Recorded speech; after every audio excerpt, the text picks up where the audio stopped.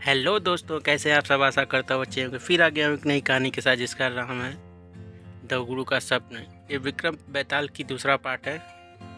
चलिए स्टार्ट करते हैं। घनघोर अंधेरी रात में राजा विक्रम अपनी खुली तलवार लिए बेताल को पकड़ने आगे बढ़ते हैं और अपने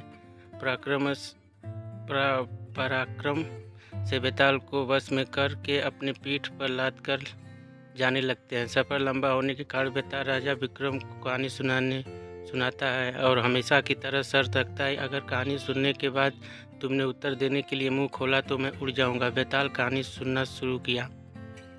चंदरपुर गांव में एक वृद्ध स्त्री रहती थी। उसका एक बेटा था जिसका नाम दगड़ू था। वह स्त्री नए पुराने कपड़े सिलने का काम कर के अपना और अपने बेटे का पेट पालती थी। दगड़ू एक कमज़ोर और आलसी लड़का था और दिन रात सपने देखा करता। दगड़ू के साथ एक बड़ी परेशानी थी कि उसे अक्सर बुरे सपने आते और जब भी कोई बुरा सपना आता वह सपना हकीकत बन जाता था।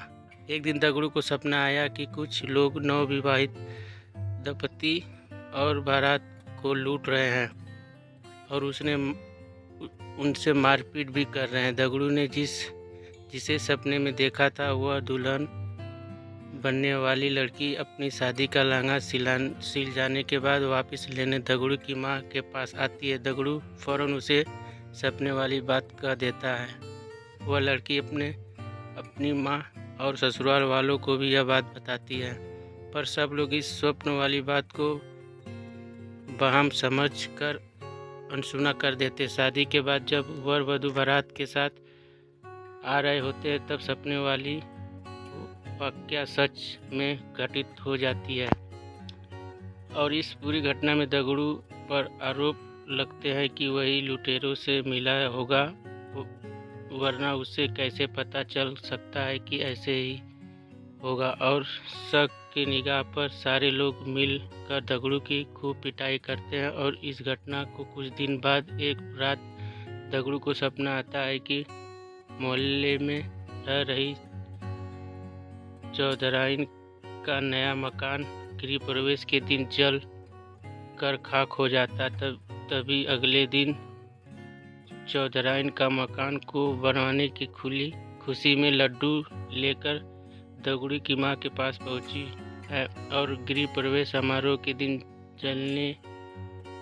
जलसे में आने का न्योता देती है। वही पर सपने की बात दगड़ू फौरन उसकी माँ से और चौधराइन से कहता है। चौधराइन गुस्से में लाल पीली हो जाती है और उल्टा दगड़ू की माँ को ही कहने लगती है, तुम्हारा बेटा काली जुबान वाला है और इसके बोलने से ही सब के साथ अनर्थ हो जाता है। चौधराइन गुस्से में जल इकट्ठी सुनाकर माँ बेटे को भला बुरा कहकर वहाँ से चली जाती है। गृह प्रवेश समारोह के दौरान कोई घटना न हो इसके लिए पक्के इंतजाम किए जाते हैं, पर फिर भी किसी न किसी तरह आग की चिंगारी चौधराइन के भव्य मकान के पर्दों में लग जाती और देखते देखते रौद्र रूप धारण करके पूरा मकान जलाकर खाक कर देती है। चूँकि दगड़ू इस बारे में पहले ही बोल चुका था, इसलिए सब उसे काली जुबान की बोल उस पर टूट पड़ते और उसे मारकर गांव से बाहर निकालते। दगड़ू समझ नहीं पाता है कि लोगों की सच सुनकर उसी को पर क्रोध क्यों आता है। खैर दगड़ू एक दूसरे राज्य में चला जाता है जहां उसे रात की पहर में महल की चौधराइन करने का काम मिल जाता है, चौकीदारी करने का काम मिल जाता है। वहाँ के राजा को अगले दिन सोनपुर किसी गांव से जाना होता है, इसलिए वह रानी को कहते हैं कि उसे सुबह जल्दी उठा दे। दगड़ू रात में महल के दरवाजे पर चौकीदारी कर रहा होता है। तभी अंधेरे होने पर उसे नींद आती है और फिर उसे सपना आता है कि सोनपुर में भूकंप आ गया और वहाँ मौजूद सभी व्यक्ति मर गए हैं। दगड़ू चौंक कर जग जाता है और अपनी चौकीदारी करने लगता है। दगड़ू सुबह राजा को सोनपुर जाने की बात सुनता है। तभी